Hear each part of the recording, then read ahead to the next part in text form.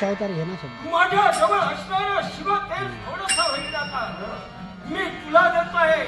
त्यामुळं तू अमर आणि अजिंक्य होशील. हे राम राम दक्ष ओम नमः शिवाय.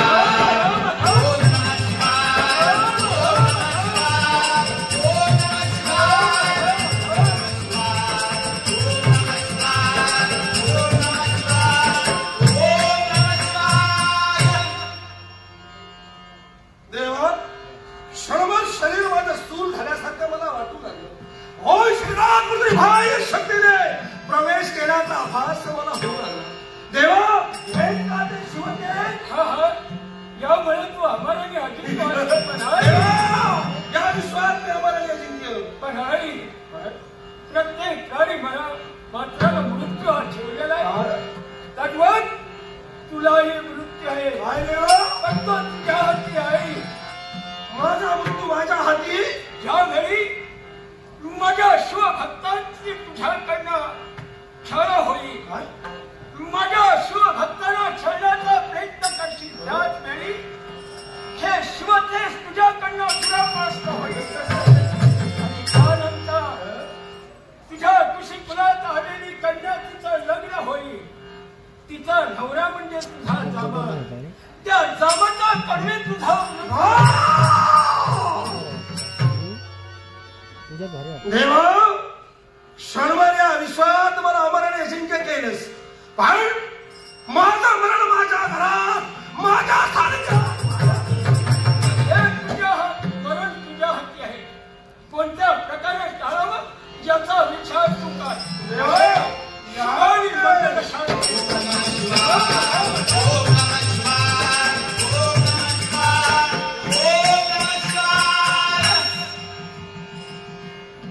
विचार केला निश्चय.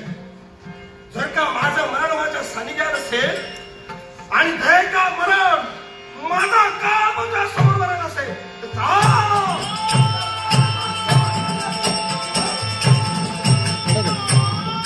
तर रिफ्रेश खैलो मोड घेतला नाईट मोड घेतला. ओम दादा तुझा पवित्र चरणी हा कुंभा विजयी भाव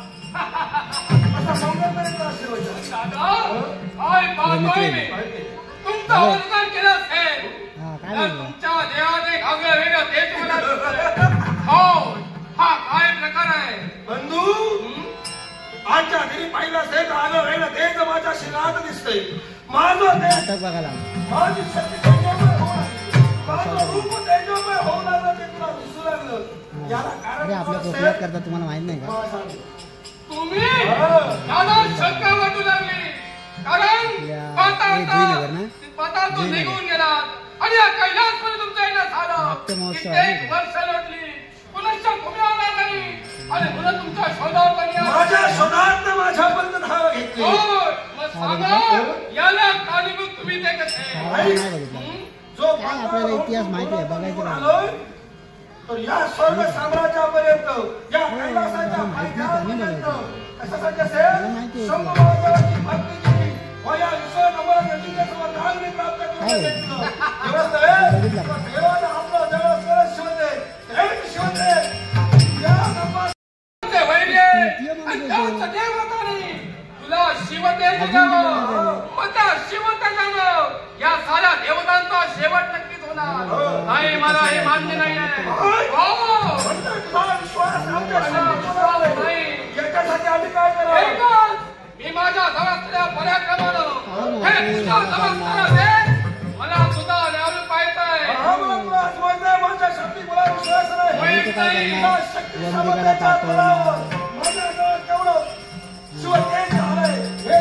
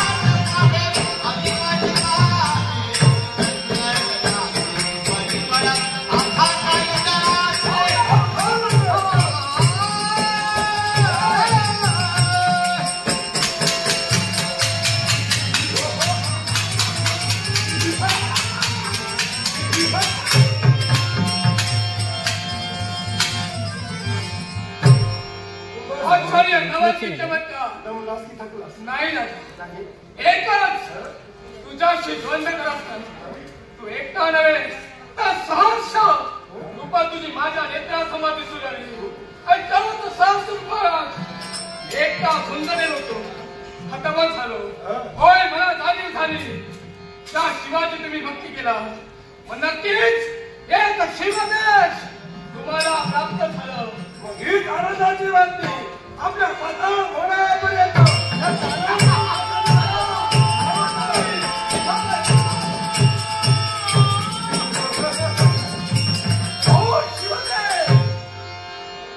शिवतेज प्राप्त करून या विश्वाच्या काही अमराच्या वरदान प्राप्त करून घेतलंय. राहिलाय का माझं मरण काळ त्यात मरण काळ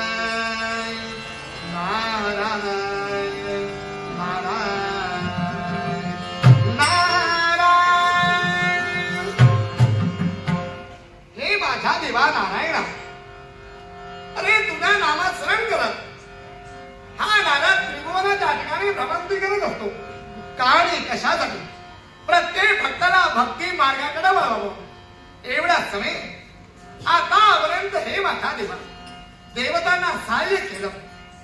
तुझ्या नामस्मरण करत प्रत्येक भक्ताला भक्ती मार्गाकडे वळविलं. पण हे माझा देवा तुझ्या नामस्मरण केलं असते साम्राज्य मृत्यूच्या ठिकाणी मी आलोय खरा. जर का मागील इतिहासाची आठवण दिली असेल 12 वर्षाचा दलित काळ मागा भेटला.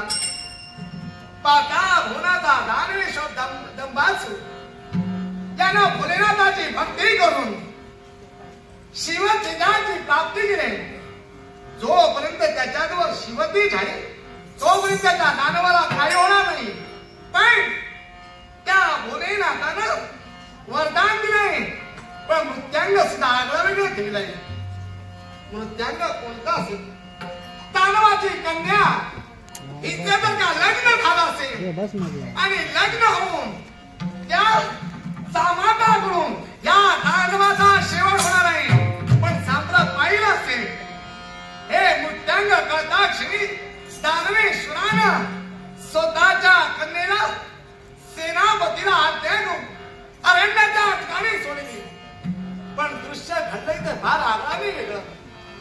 त्या दानवाच्या कन्येचं लग्न झाले आणि एका राजकन्याचे लग्न होऊन ती सुखी समाधानानं वावरते. संसार सुखाचा करते. पण हे दानवेश्वरा जरी तू वरदान प्राप्त केलास तरी देव हे कपते केव्हा काय करतील हे सांगता येणार नाही. म्हणूनच पुढील प्रसंग काय घडवायचे यासाठी हे माझ्या देवा हे गणपती गजानना हे कलनाट्य निर्माण केले. या कलनाट्यात तुझी साथ माझ्या पाठीशी असली एवढी तुझ्याकडे सविनय सविनय. ओम नमः शिवाय. ओम नमः शिवाय. ओम नमः शिवाय. हे पिनाक पाणी डमरूधरा हे नागभूषणा नीलकंठा हे पतित पावना उमा महेश्वरा हे अनाथांच्या नाथा हे अमृतनाथा हे दिनांच्या दिनकरा आणि माझ्या कलेच्या आदराकरेश्वरा ज्या पूज्य आणि पवित्र जन्म आर्यवत नगरीचा राजा सुकान भक्तिभावे नमस्कार भक्तिभावे नमस्कार भक्तिभावे नमस्कार. देवा दृश्य स्वरूपात नव्हे तर अदृश्य स्वरूपात का होईना तुझा मंगल प्रेमचा आशीर्वाद मिळायचा मनोभाव आमच्या अंतर्यामी झाला. खरोखर या राजप्रसादी पावले पडतात या तमाम जनतेच्या मुखावरती आमचा आम्ही जय जयकार ऐकला. राजाधिराज सुकान महाराजांचा जय जयकार. राजाधिराज सुकान महाराजांचा जय जयकार हे शब्द ऐकताच अगदी कर्णाची तुषा शांत झाली आणि म्हणत लेखणी अंकुष्टी लगा ही राजकारणाची 3 सूत्रे आणि साम दाम दंडाने भेट ही न्यायदानाची 4 सूत्रे आम्ही आमच्या हाती घेतली आणि या तमाम जनतेला अगदी आम्ही न्यायदान करतो. एवढंच नव्हे रमंद रयवत आणि जमंद जतन ज्यानं रयतेचं जतन अगदी निस्वार्थ वृत्तीनं केलं त्याला राजा म्हणून सांगण्याचा अधिकार आहे. आणि म्हणत अगदी जनतेच्या सुखार्थ जनतेच्या हितार्थ आणि जनतेच्या संरक्षणार्थ झटण्यासाठी आम्ही आजपर्यंत बंधनकारक ठरलो गेलो. एवढंच नव्हे हे माझ्या शिवशंभू महादेवा आजपर्यंत ज्या पद्धतीनं तुझ्या कृपेचा आशीर्वाद माझ्या मस्तके आहे त्याचप्रमाणे माझ्या तमाम जनतेच्या मागे तुझा कृपा असते ही सविनय प्रार्थना सविनय प्रार्थना सविनय.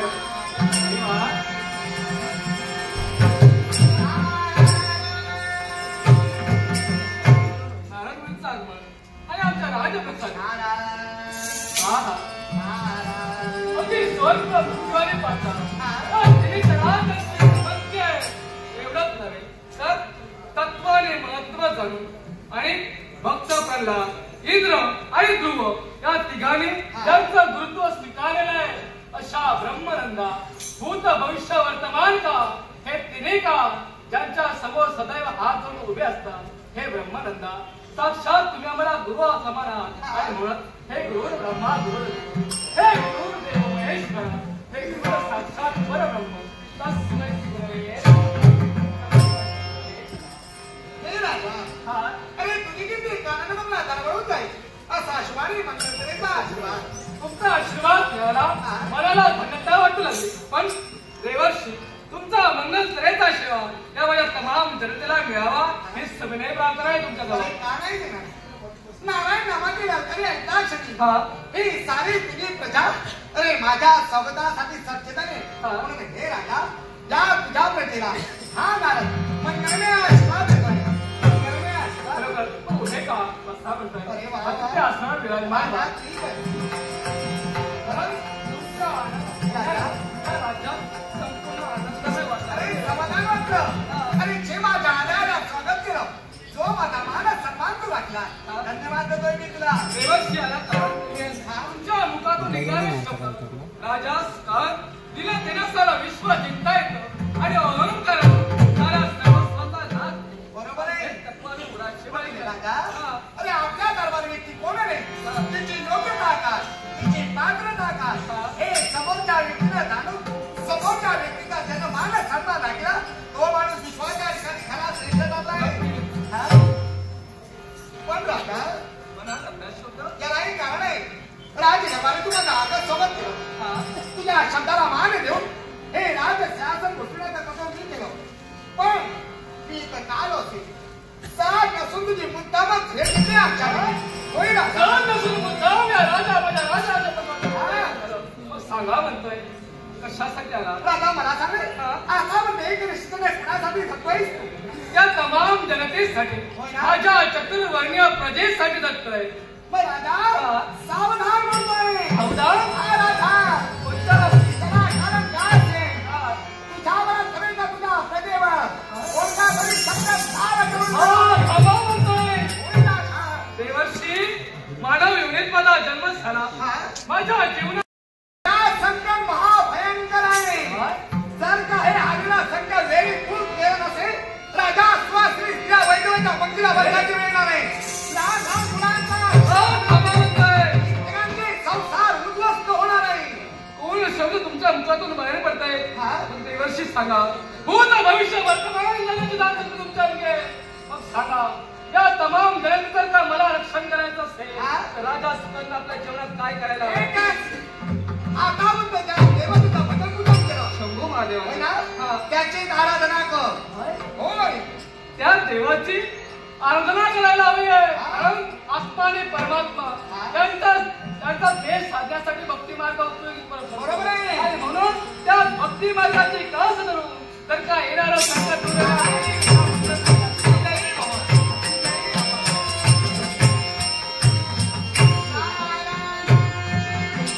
बोले कैसा झाले त्याची बदलावी पावले ज्याप्रमाणे राजकर्ता बोलतोय त्याप्रमाणे चालतोय.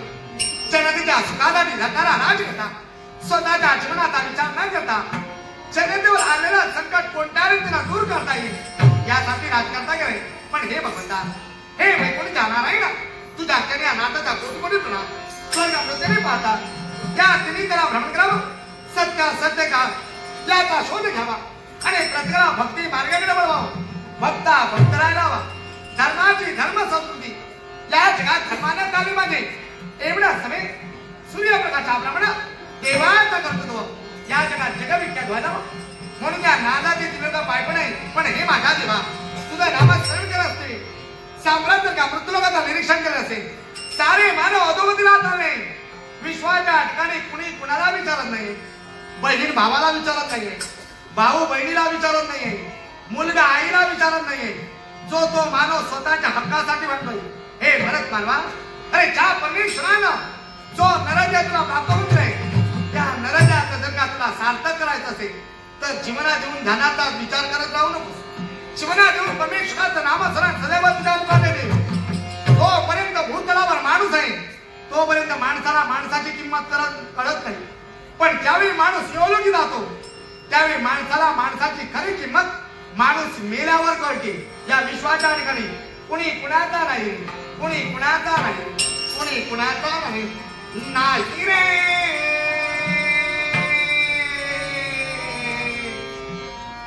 नाही कुणाचे कोणी नाही रे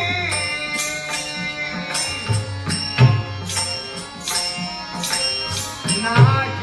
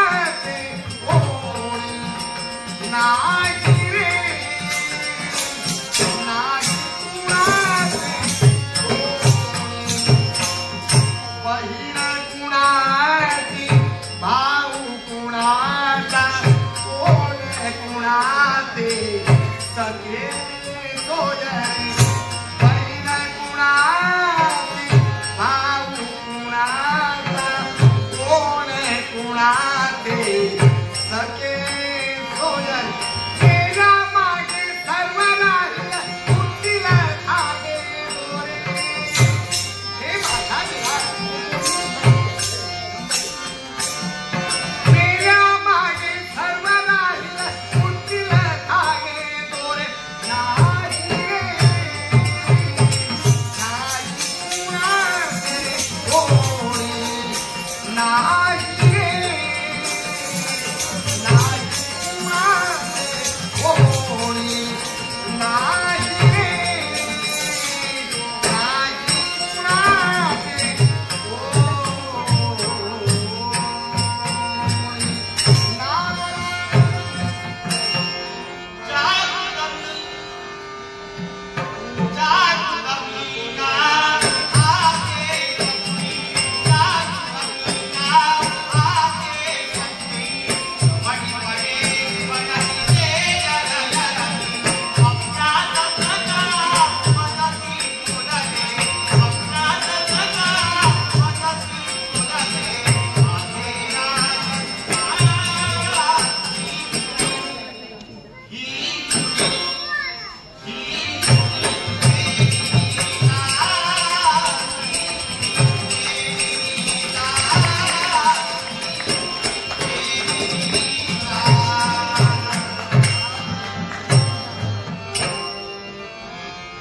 मनाला सुखद वाटणाऱ्या गोष्टींचा एकदा सांगायचं ना की ते सुख केव्हा मिळेल अशी उत्सुकता निर्माण होते. पण आम्हा प्राण्यांचं दुर्दैव म्हणायचं असं जेव्हा वाटतं ना तेव्हा आपल्या इच्छेप्रमाणे घडेल यावर मुळी विश्वास ठेवायचा नाही. याची अनुभूती अगदी नको त्या वेळी मला अनुभवता आली. हेच मी माझं दुर्दैव समजले. पण एका बाजूला माझं सद्भाग्य म्हणजे एवढं पार्वती परमेश्वरीच्या कृपेनं मला माझं जीवन प्राप्त झालं. नाहीतर जन्माला आले का आणि मेले का सारखंच. या जगात अशी विपरीत गोष्ट कधीच घडली नसावी. घडेल यावर कुणीही विश्वास ठेवणार नाही. पण ज्यांनी जन्माला घालावी लहानाची मोठी करावी त्या जन्मदात्यानं माझ्या जीवावर उठावं. माझ्या बाबांचा दोष नसावा हे मी माझं दुर्दैव समजते.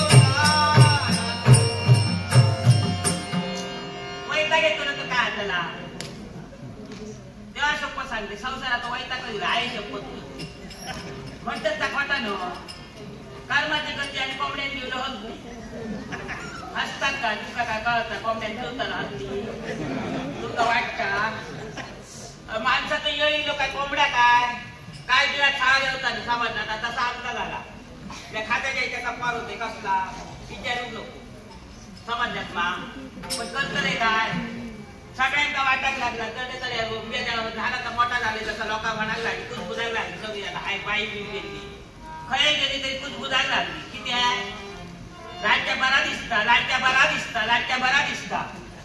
वहिनी म्हणायला लागली माझ्या भावाची तिथं काय बघू आहे.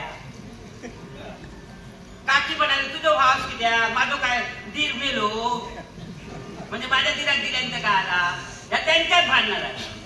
म्हणजे माका समजला मी काहीतरी मोठा झाला आणि बापाची काही याची तावून लागली लाडक्या मोठा झाला त्याचा काहीतरी कुठून विकून टाकू आहे का दादा आजच्या म्हणता सगळ्यात बरा झाला सगळ्या त्याला व्यवस्थित माझा काढल्यानं करून टाकले समाजात मा आणि असं तसा काढल्यान विचारू कर नको.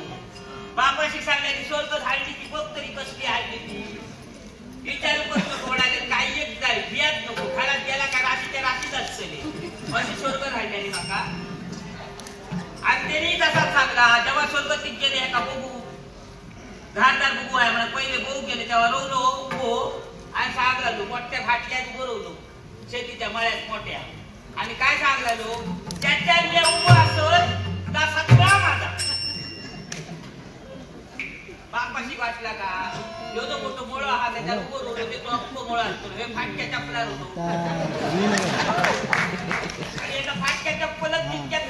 समजला मा बाकी काय येत नाही सगळ्यांनी बसायला आता बघा होळी आणि शिंपो घालून येतो होळी आणि शिंपो घालतो ना नागपंचमी नागोबाचं लोक बरं काय येतो झोपितो मजाचे प्याले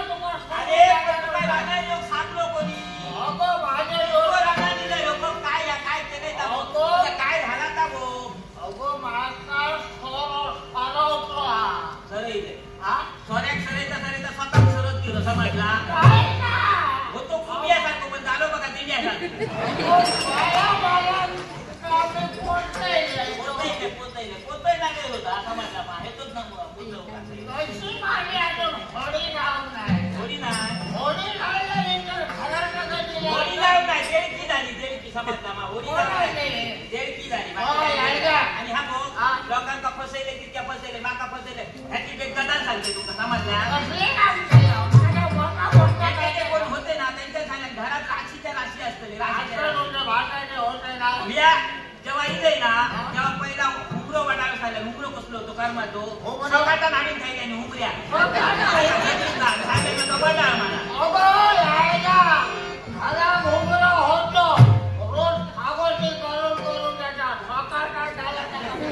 सकाळ झाला आता इथे राशी सांगते समाजात याची राशी कसली घरात गेले घरात गेलं लोकांनी सांगले तसे खरंच राशीच्या राशी होती पुढे बोळे झाली ह्या काय होती लोट्या विचार होते ना पण पाट्या जरा जास्त होते कसले उतरापुटीत काढलेल्या मागचे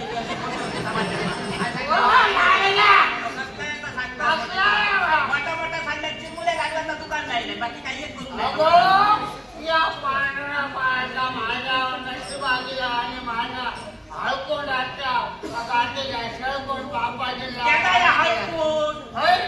हळकून पुसताना अर्धा हळकून असा पूर्ण झालो अर्ध बघा